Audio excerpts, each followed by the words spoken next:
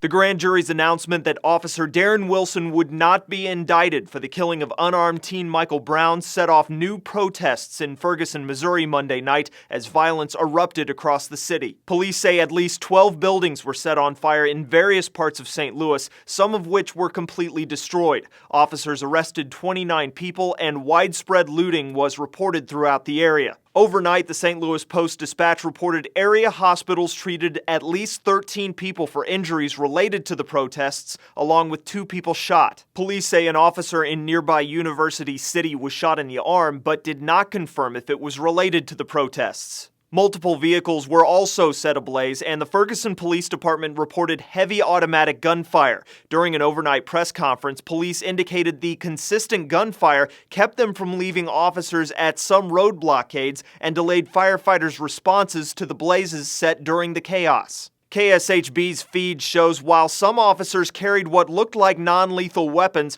armored cars were again part of the police presence, just as they were in August. We need to recognize that this is not just an issue for Ferguson.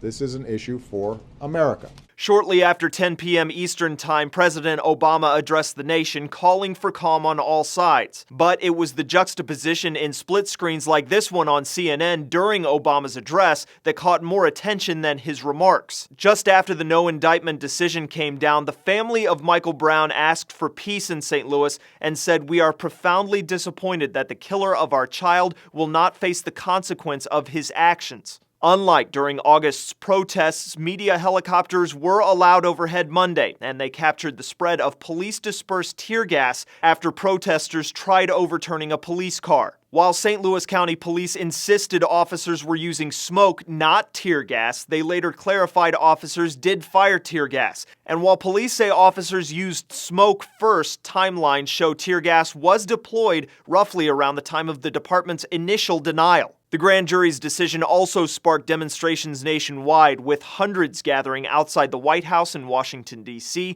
marching along New York City streets and in several major cities throughout the country.